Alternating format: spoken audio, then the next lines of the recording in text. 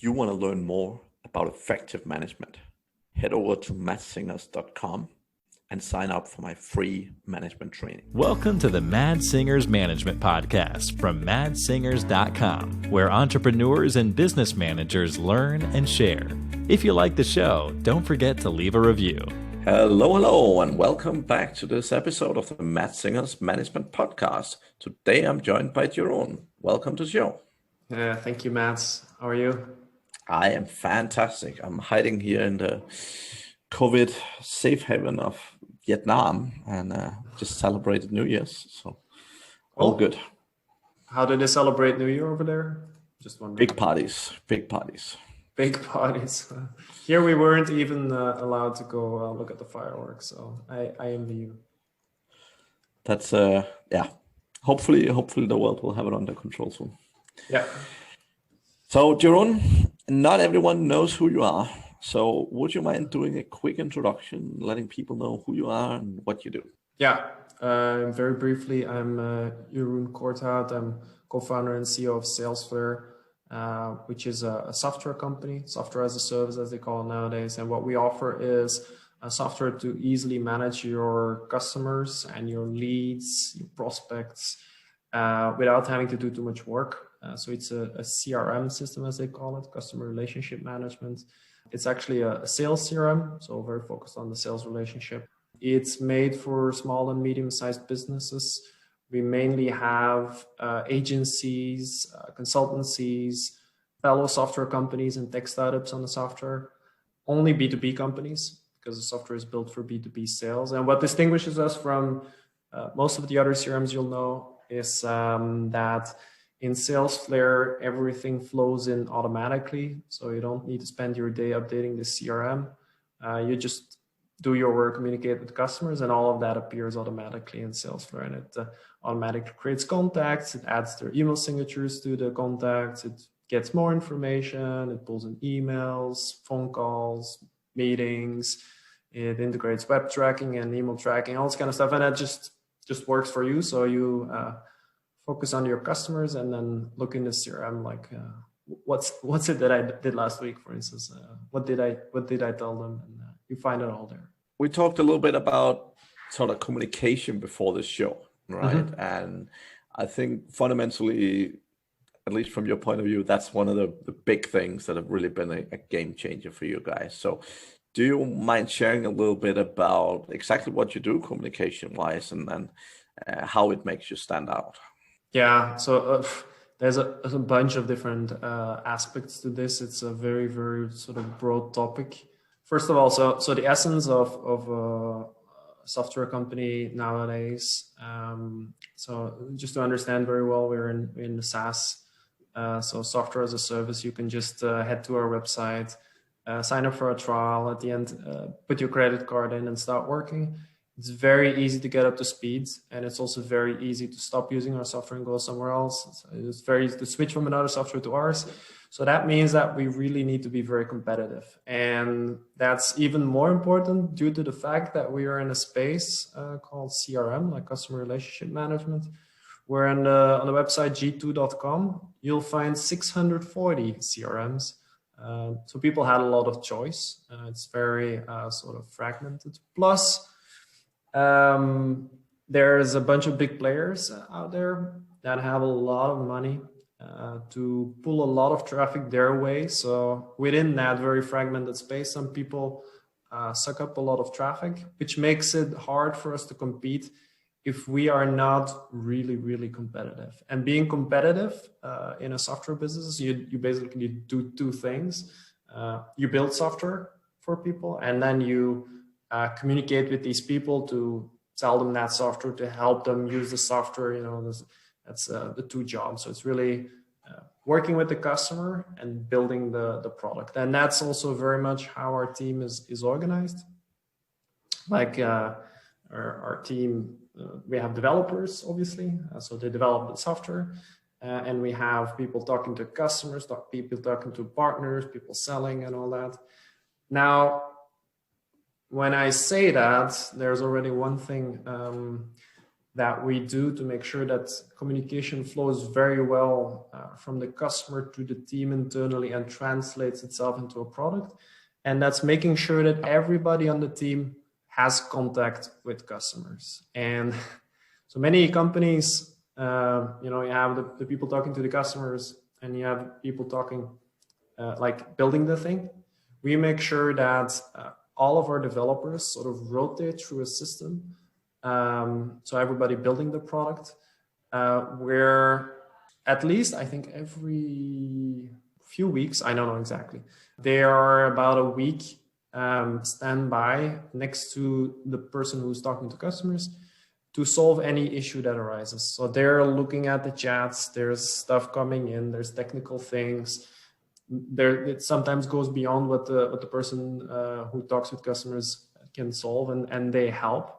They figure out little bugs, they fix them immediately. So they have a very close connection to customers always, because what we felt otherwise is that an organization very easily shifts into sort of two silos, where there's the developers and then these people that annoy them with stuff that the customers want.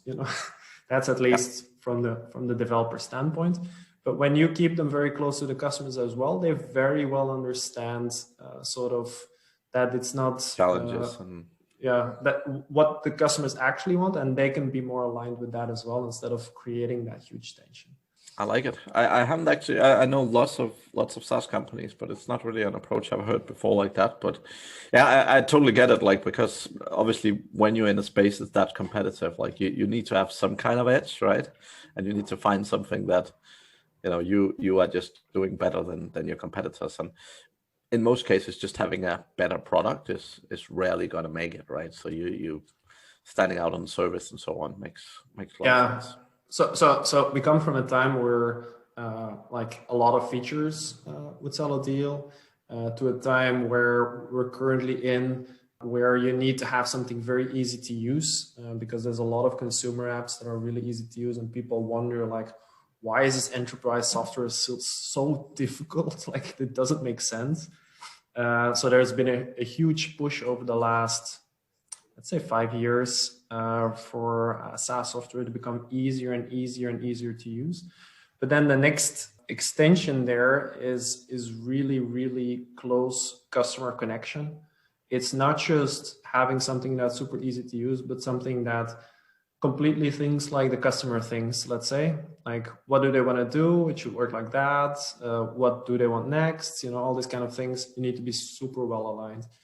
And I think there'll be another wave in here in parallel that will involve AI, but that's a whole other story. Yeah.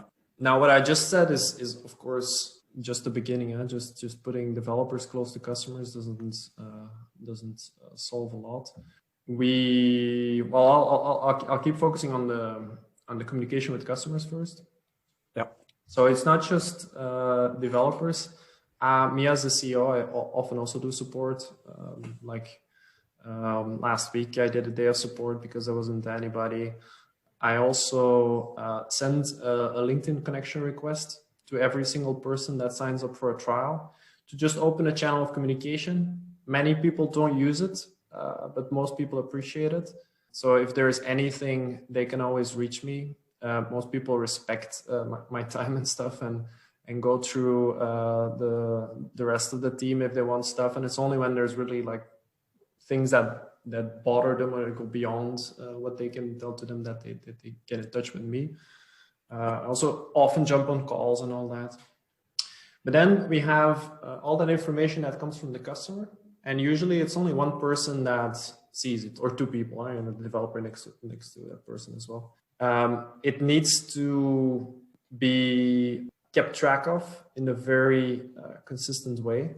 So every time we hear something that can be categorized as sort of feedback, something we should do, then we add that to very, very practically GitHub. It's a system in which we have our code and in which we can create issues. And we say, for instance, about a certain feature, we say Insights dashboard. People think that this block in the Insights dashboard would be better like this, for instance. And then we have 3 ways of tagging that. We have feature requests, they want a whole new feature. Improvements, they want some addition to a feature. And bugs, there's actually something broken that we should fix.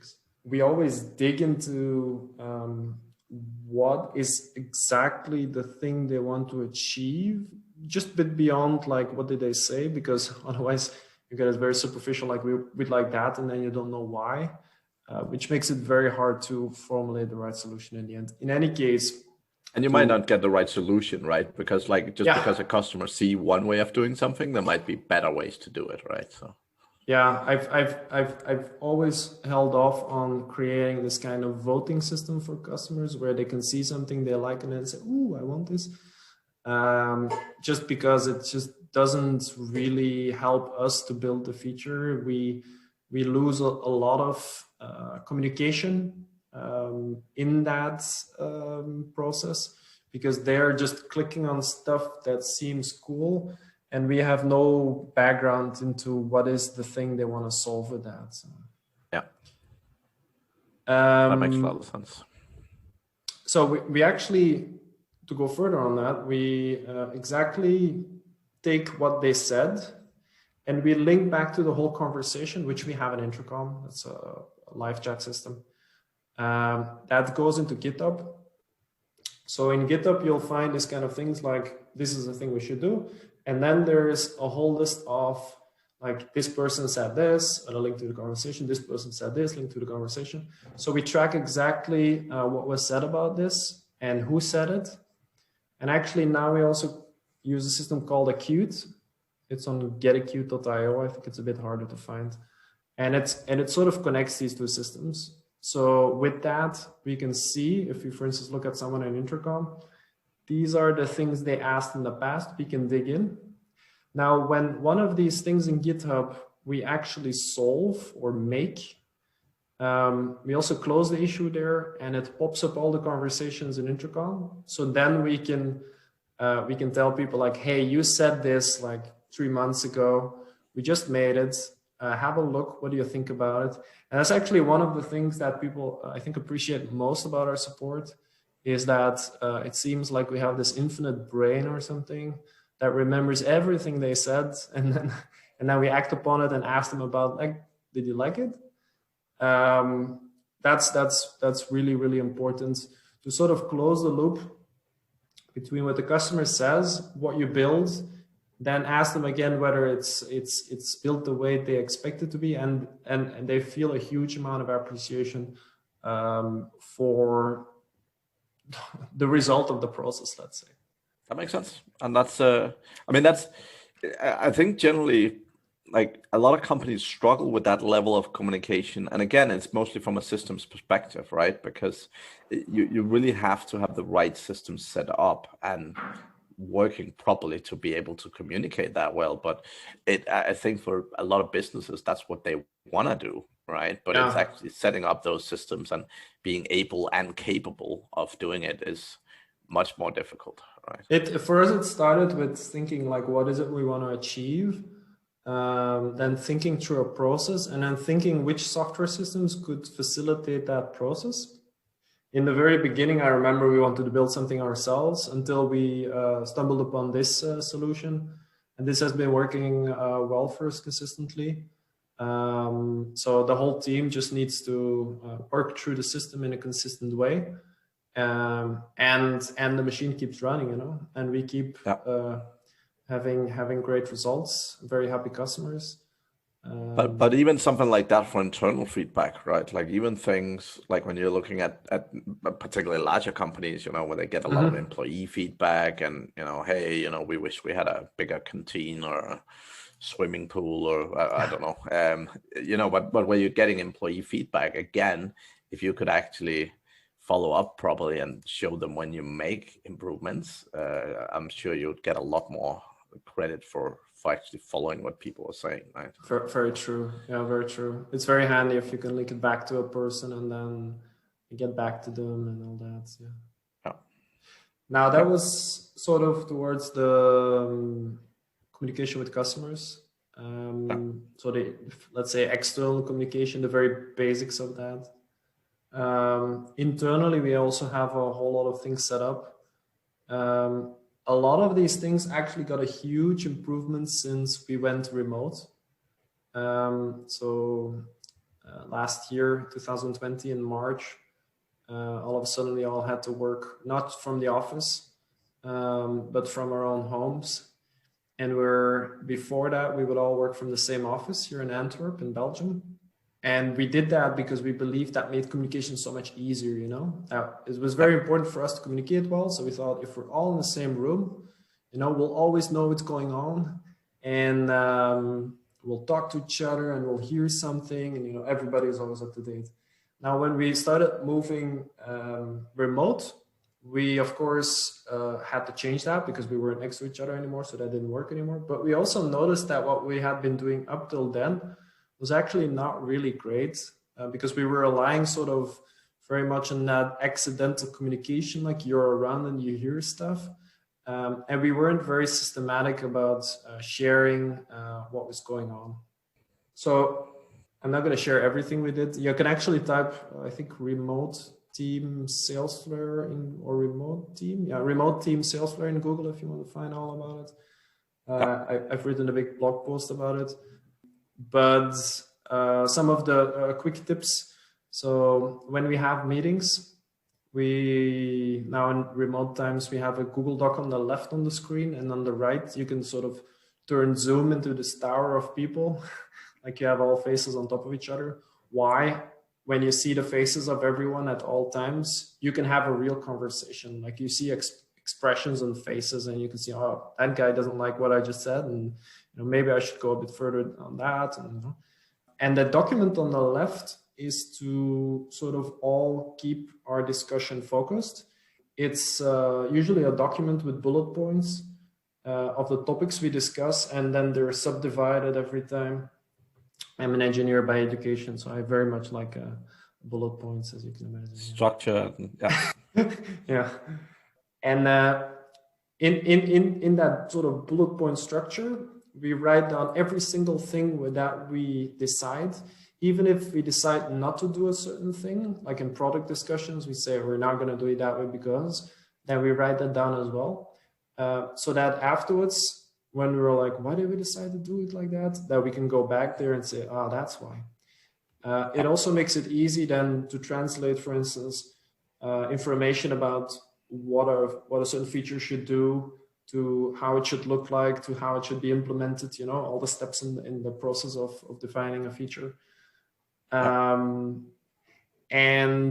we do that very consistently. So we fill these huge documents. And then at the end of each meeting, we try to limit meetings to ideally around 3 people for most meetings.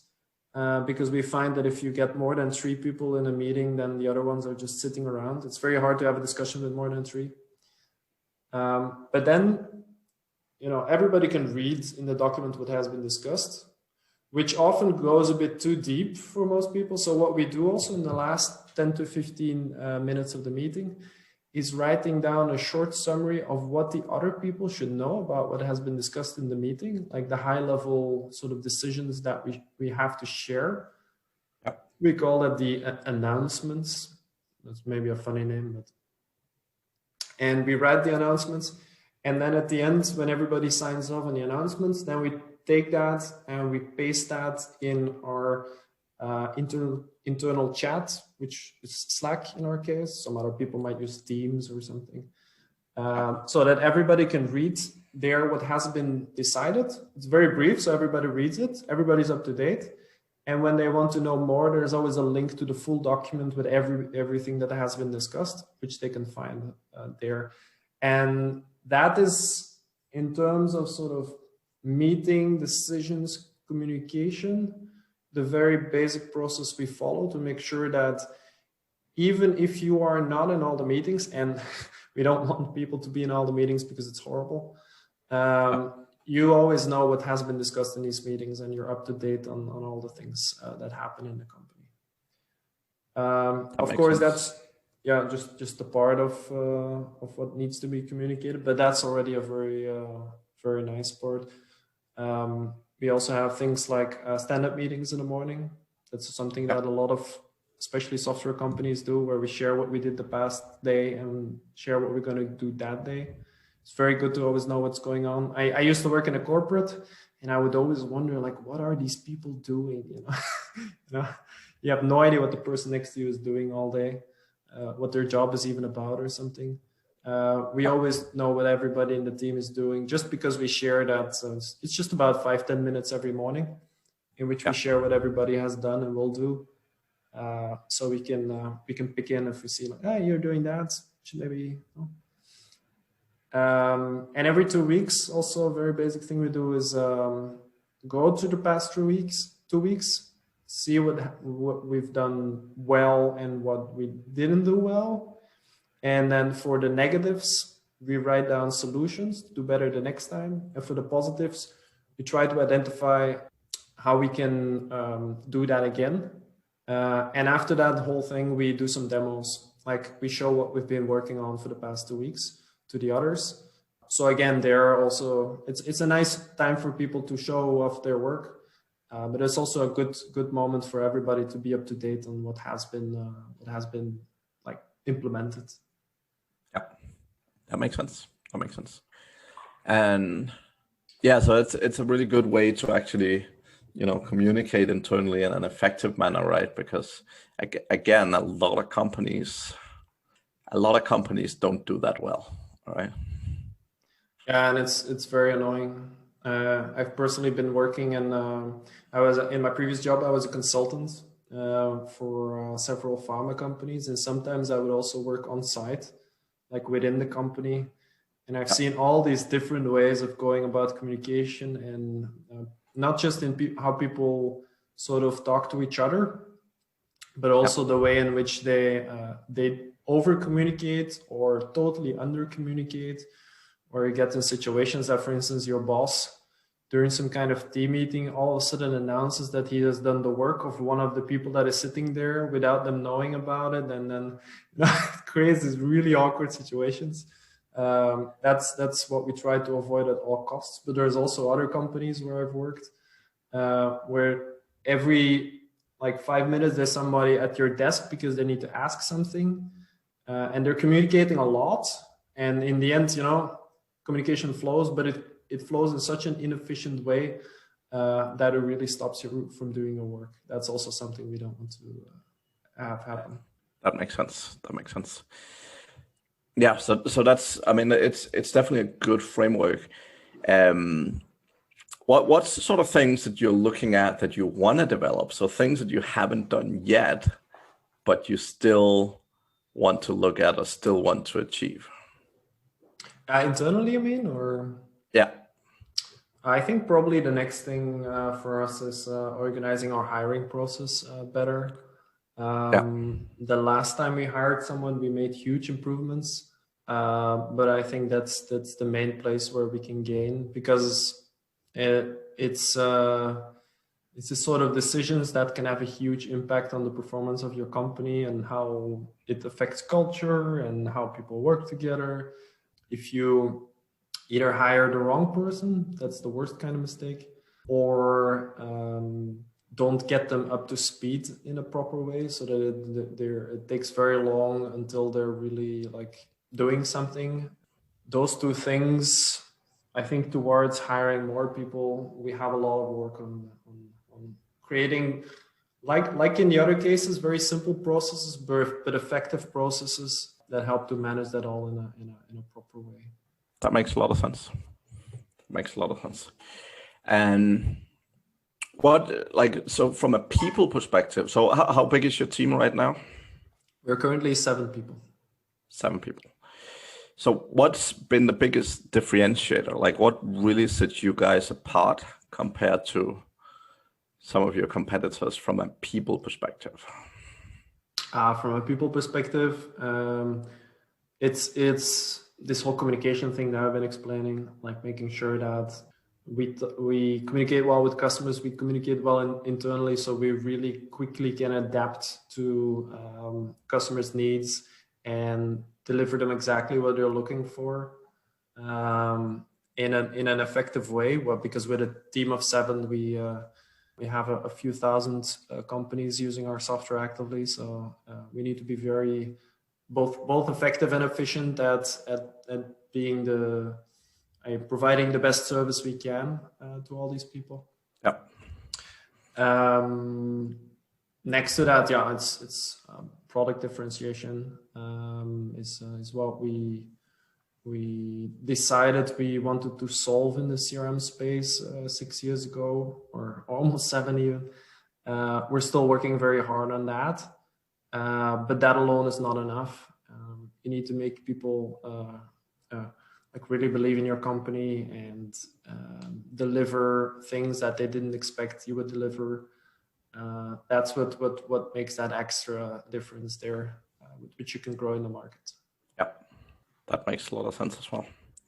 And yeah, so from a people's perspective, I guess, how do you guys sort of plan to expand? Like, are you planning to like grow the team hugely, or are you planning to keep it relatively small, or what's sort of your thoughts on that? Yeah, there's sort of a basic tension there. On the one hand, you don't want to expand it too quickly. That has all kinds of issues. You can very quickly lose the touch with customers, have people talk to customers who have absolutely no idea what they're talking about. It's very hard when you need to train all the people at once, not everything goes well. You might hire the wrong people, that is all. It puts a lot of stress on the organization if you hire a lot of people quickly. We've been keeping the team constant for a while now, which then on the other hand makes that we need to prioritize more in what we do, because we're a smaller team and we cannot do as much as a larger one, although we're more efficient per person than a larger team, I would say. So it's always that tension between hiring more people to be able to do more versus making sure that at that slightly larger scale, we don't actually do less with more people than we did with the team that we had. Currently, I think if we hire more, it's probably mostly to work on the product more, because so much work we can do there, so many cool things we can develop. The communication with customers is so efficient that we don't really need to hire much more. And on the marketing end, there's not a whole lot we can really do. But maybe the next hire would be there as well. So a slight addition in manpower to do some more stuff. What's been the sort of biggest management challenge? So if we look away from communication, what's been the biggest management challenge you've had in the business otherwise? Yeah, it depends what you categorize on a management challenge, but I would say for us, so one aspect that I didn't touch yet in being competitive within this market is differentiation, and not just from a product standpoint. It's like a product marketing standpoint, and that very much aligns with vision as well. It actually all connects. Like, what is the vision of what product for whom, what differentiated. That translates into how you do your marketing, how you build your product and all that. And searching and refining that all further in a consistent way where everything moves in the same direction is quite a challenge, especially if you're sort of doing some experiments left and right. And that's something that we'll work on also in the next months again, very actively. But I'm confident that it will work out in the end. We always find ways of organizing things in a good way. Well, Jeroen, that sounds very good. Thank you very much for sharing. And yeah, I mean, communication generally, as I say, it's one of the most important things we do, not just in business, but as human beings, right? Because getting strong communication and strong communication systems is really something that's going to help you significantly. So that's excellent. Yeah, that's great. If people are eager to get hold of you or want to get to know more about you, what's the best place to do so? Yeah, if you want to learn more about Salesflare, that's on salesflare.com, and Flare is with Flare. You can read all about the software there in the company. You can try our software as well. There's a button at the top right, it says something like try it for free. Trials are anywhere between 7 and 30 days because we give you more days on the trial as you set it up, because we found that people who set up the software better are more successful in the long run. And if you want to get in touch with me, the best place is LinkedIn. Make sure to send a personal message with your connection request. If you see my name, there's only one person with my name on LinkedIn, so that's easy. But send a personal message, because otherwise you will disappear between all the other spam that I get every day on LinkedIn. Yep. Well, you're not alone. You're not alone with that. So, excellent. Thank you very much for your time today. It was awesome talking to you. And to the audience, we will be back again next week. Thank you very much for listening. Thank you for listening to the Mad Singers Management Podcast. Please leave a review. It means the world to us. You can also learn more about management at madsingers.com.